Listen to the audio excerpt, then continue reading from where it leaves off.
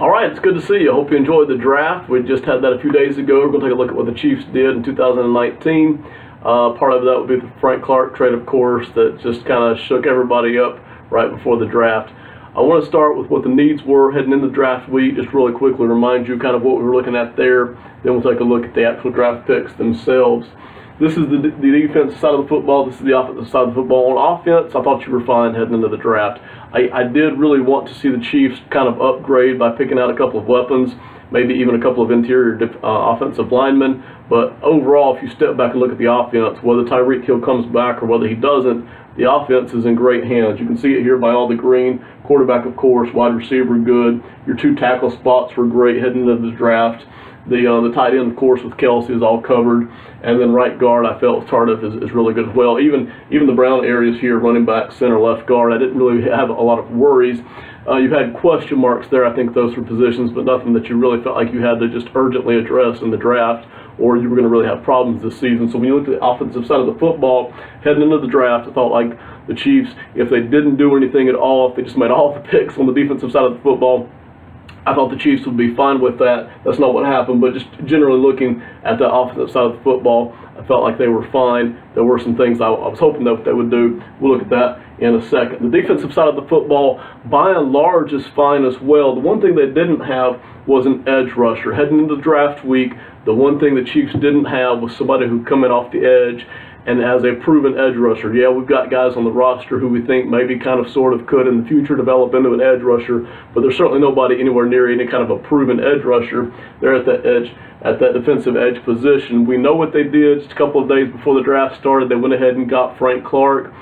For those of you who want to hear me talk ad nauseum about the Frank Clark deal, I've got a 20-minute video out already. You can take a look at that on the channel. But to say the least, they certainly addressed that need before the draft even started, getting Frank Clark there, which instantly takes that from red over into green before the draft even started. So that need right there is completely taken care of. Other than that, a number of you had talked about safety, strong safety being a need. I didn't list that as one, and I'm not certainly saying the Chiefs were right or wrong with what they did or that you guys are right or wrong. My feeling was that heading into the draft, the Chiefs felt like they had already invested money in the safety position with Tyrann Mathieu, kind of taking care of all the bleeding in the background there, and that you had enough guys here competing for this spot, whether it was Lucas or Watts or Sorensen. You had enough guys here who were at least capable of competing for that safety spot that I didn't really feel like the Chiefs felt that was going to be a great urgent need. Now, they went ahead and drafted somebody there anyway. We'll get to that in a minute. And I don't know if that was because they were really worried, that's just because best available, but a number of you guys have pointed that out as being a need.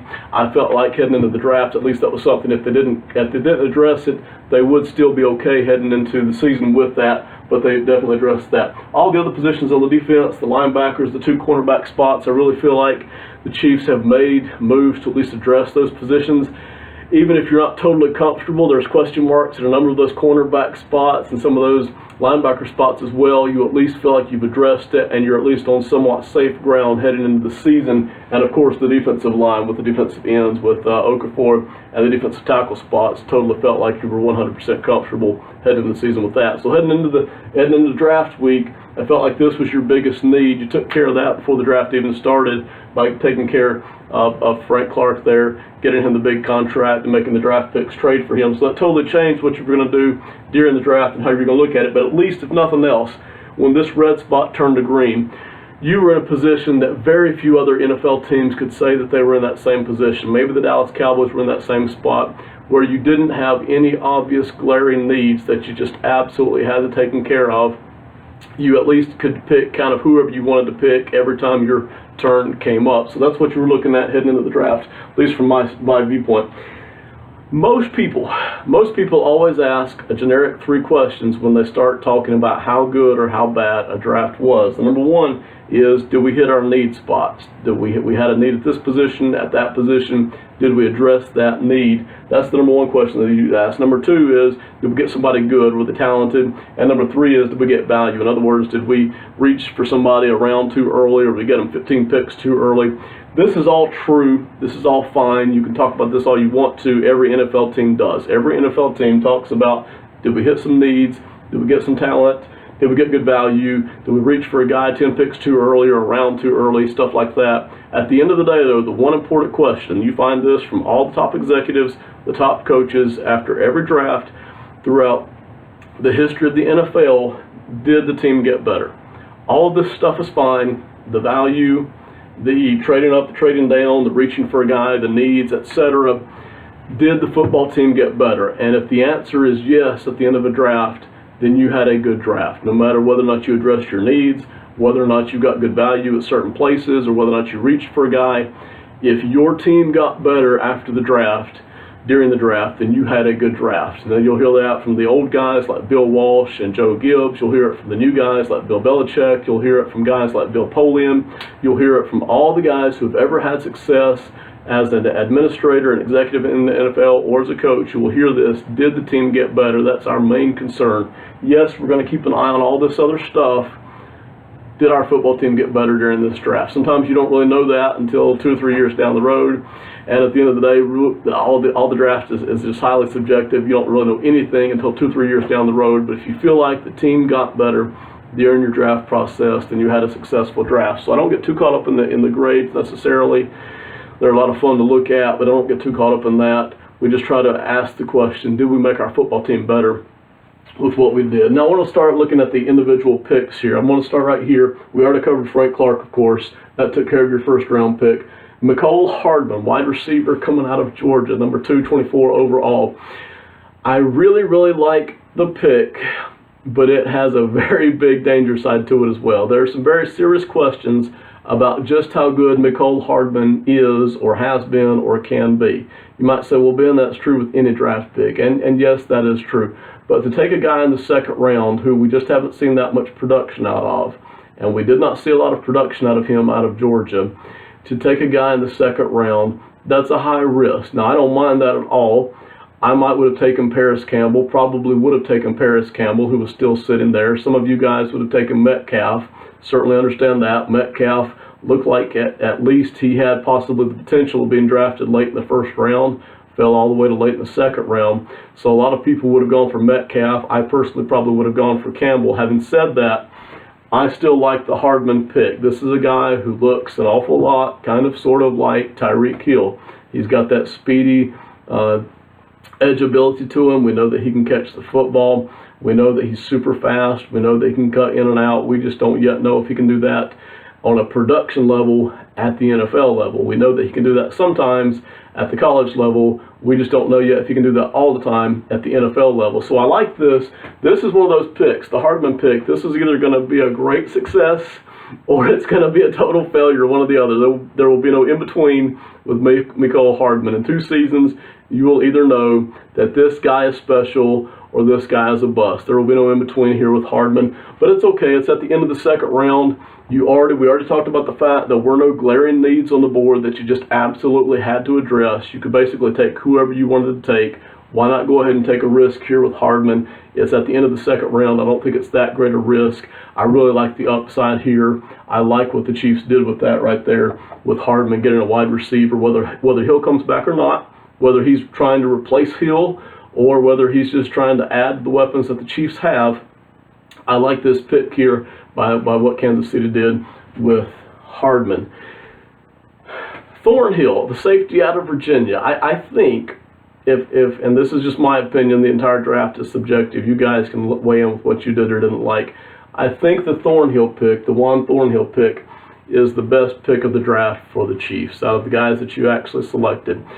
Yeah, you could have taken Adderley. Yeah, you could have taken Rapp from Washington. There were a couple other safeties sitting right there that you could have taken. But I think the Thornhill pick overall is the intersection, the best intersection of need, talent, value. I think it's the best. You had a number of you pointed out that safety really hadn't been fixed, the strong safety spot. He could potentially step right in there and take over that safety spot. I wouldn't count on it. He's a late second round pick. It's going to take some time for him to adjust. I wouldn't necessarily count on him just marching right in and taking that safety spot. But he's going to compete for that spot during the summer. And I think by mid-season, it's possible you could actually see him take over that starting spot. And if he does, then that's a successful pick. Even if Thornhill never turns out to make a single All-Pro or Pro Bowl team, if he turns out to be a solid starter right there at safety for you for the next 4 seasons, that is a highly, highly successful pick. I think it's a safe pick. I think this is a guy that we know with relative certainty he can at least contribute at an NFL level. Can he be a starter? We don't know that yet, but I think it's safe to say he can at least contribute. So I think right from day one, he's going to be right there in the mix, competing with Sorensen and Lucas and Watts for that safety spot. Sorensen probably won't even be in competition for that starting spot. They like to use Sorensen as the backup and in the nickel and dime packages. But I think you're going to see Thornhill compete for that starting spot right from day one. And even if he doesn't start at that spot, I think it's safe to say he's going to get a healthy amount of playing time this season and contribute. So I feel really good there about the value. I feel good about the talent. I feel good about going after a need there. I think that is your best pick of the entire draft right there, at least from my vantage point. That's what I like. Thornhill coming out of Virginia there at safety. I think he'll be a solid guy there. Kalen Saunders, when I heard this pick, and I said before the draft, it wouldn't surprise me if the Chiefs picked anybody at any spot, because even though they didn't have glaring needs, they were just going to be adding a lot of depth and guys to come in and compete. And I said even at the defensive tackle spot where they really don't need anybody, it wouldn't surprise me if sitting there at the late first round, if one of those good defensive tackles actually fell to them late in the first round, if they went ahead and got one of those guys. What I wasn't expecting is for them to get a defensive tackle there in the 3rd round. The instant question is, this guy's not going to get a lot of playing time this season, barring an injury. Why would you do that? And what I think you're seeing here out of Reed and Beach, I think you're seeing with Kalen Saunders is a determination that they're going to get bigger and they're going to get more in depth, and that never again are they going to get pushed around on the defensive line like they did in 2017 and 2018. That is never again going to happen. Even if they get injured, it feels like Brett Veach and Andy Reid are determined that they're going to get bigger and more solid against the run, and have guys who at least have the potential of getting after the quarterback to some degree. We saw this with Okafor. We've seen it with some of the other guys that they've added there on the defensive line. We've just seen a determination here where they're going to try to stop the run at all cost with guys like this, not with trying to load up against the run, but with guys like this who are stout against the run, but who also have that flexibility of getting after the quarterback. Now, I don't think you'll ever see Saunders be any kind of a massive presence on the inside getting after the quarterback. But what you will see is that he can occasionally get after the quarterback and produce some pocket presence on the inside there. Do not expect Saunders to hit the field much this season, barring an injury. You've already got Noddy and Williams and Jones all ahead of him, and those guys are more than capable of taking care of defensive tackle for this season. So barring an injury, I don't think you're going to see Saunders hit the field that much, but that's okay. You're adding depth, and you're adding for any kind of injury or for any kind of future events, whatever happens with contracts and things like that. You're adding a guy here who looks like he's strong against the run and looks like he can also compete at the quarterback, getting after the quarterback. Now, why do you have a big break here between the first 3 picks and the next 3? When you look at the draft historically, the first 3 rounds is where you get, I think it's 80 to 85%, about 80% of your starters in the NFL come from the first 3 rounds. When you get into round 6 and 7, 5, 6, and 7, if you have a guy who makes it all the way through his rookie contract, his first 4 seasons, stays on the team and he's able to contribute, that is a success for a 5th, 6th, 7th round draft pick. Even if he never starts for you, even if he never turns into an elite player, if you have a guy drafted in rounds 5, 6, or 7 who stays on the team for all 4 seasons of his rookie contract, that is a success. So you have a big break here between those first 3 rounds and the rounds that come after it, especially in that 5, 6, 7 range. So you're not necessarily expecting guys, listen, it's very normal for guys who get drafted in rounds 5, 6, or 7 to not even make the football team after the off-season workouts, okay? So none of these guys are even guaranteed a spot on the team by any stretch, and it wouldn't be surprising to see all 3 of them not make the team.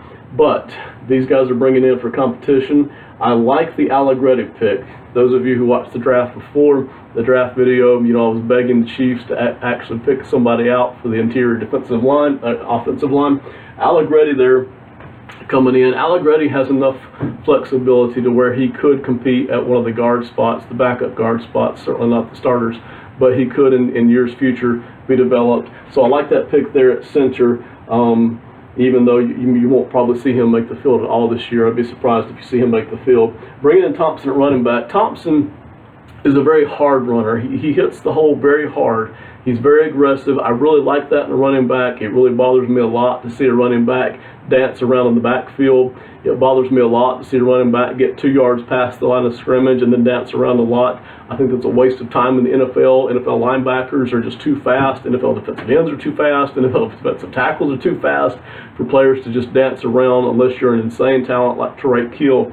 If you're a guy at a running back spot like Thompson, I'd love to see a guy just hit the hole hard and try to get those extra couple of yards every time he touches the ball. That's the kind of player Thompson is. He also can catch the ball some out of the backfield, so you like that flexibility in the running backs, and that really is all the Chiefs running backs. They have guys who hit the hole pretty hard but can also catch the ball out of the backfield. Thompson, I think, will fit right in. We'll see if he can actually get a spot on the roster, but I like that pick as well. The Rashad Fenton pick, I'm not necessarily a huge fan of. I don't necessarily think that the Chiefs needed depth at cornerback. What they really seem to need is another good, healthy starter who can actually just lock down a position. But with Fenton, at least you're just adding to more of the competition there at cornerback. Don't necessarily know that Fenton will even make it all the way through, but we'll find out. He too is flexible. He can play a lot of the different secondary positions. That's one thing, and I have it written down here, that's one thing that you see with just about every one of these draft picks that the Chiefs have is flexibility. And that's what a lot of teams and a lot of NFL rosters want these days, is guys who can play different positions or guys who can do several different things out of the same position. So with Allegretti, you've got a guy here who can try to compete at center or guard, the backup spots, maybe in 2 or 3 seasons develop into a starter or at least a top backup. With Thompson here, the running backs, you've got a guy who's flexible in that he can not only run the ball and hit the ball hard between the lines, but he can catch the ball out of the backfield. With Fenton, you have a guy who, even though he's listed as a cornerback, he can play some of the safety spots. He can move around there in the secondary. So I do like that about Fenton. With Saunders, you have a guy who not only can hold his own at the line of scrimmage in the running game, but you've got a guy who has the potential at least to get a little bit of pressure on the quarterback as well. He's not just a dud when it comes to getting pressure on the quarterback. With Thornhill at safety, he can move around to some of the different cornerback positions as well. We've seen him do that at Virginia. And then, of course, with Hardman, we know that he can just move all around the football field as that special slot-in guy. So that's what you see from all of these draft picks here, which is not unusual, but the Chiefs really seem to be stressing that. We saw that in free agency when they got Okafor. They really seem to be wanting guys who can do different things out of one position or who can play several different positions. It really makes you more injury-proof as a football team, but what it also does is it makes you harder to predict as a football team. When you have these players who can do these different things, it enables you to disguise what you're doing as an offense or as a defense. So you see that all the way through, the flexibility here in these draft picks, and you even saw that in free agency when the Chiefs went after that. The other thing you see is size. You see the Chiefs, not necessarily with Hardman, but you see the Chiefs trying to get bigger. And we've seen this from other successful NFL teams. You just want that size. You don't ever want to have a football team that is so big that it is slow, but you see them going after guys who have the size, who have the bulk, who have the height, who have the muscle mass, and in addition have some speed to go along with that, is what you're seeing. So you see the size, you see the flexibility. My opinion is that you have 2 potential starters here in the draft. I don't necessarily think that that's going to happen, but I think that's very possible. I think with Hardman and Thornhill right here, I think you have guys who could conceivably, possibly, potentially start this season. If that were to happen, and I'm not necessarily saying that it will, if that were to happen, I think that would be an outrageously successful draft, especially after you consider that they sent their first pick away to take care of that need right there. So now we'll see if that happens. You never know about these draft picks. They're wildly unpredictable. With Hardman, I think you have a guy who could get a lot of playing time on the football field this year.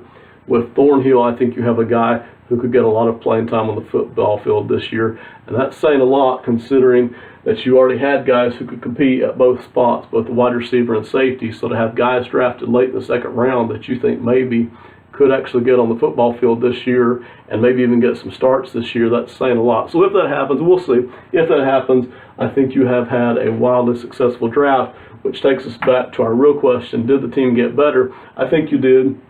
You've got two guys here who can compete. You've got a guy on Saunders who at least adds depth and maybe can compete for a starting position next season or the season after that. And then you've got guys here who I think at least are flexible and can offer that. So that's my take on the draft. It's rather sloppy, but I appreciate you guys watching. We'll see you next time. Have a great one. Bye.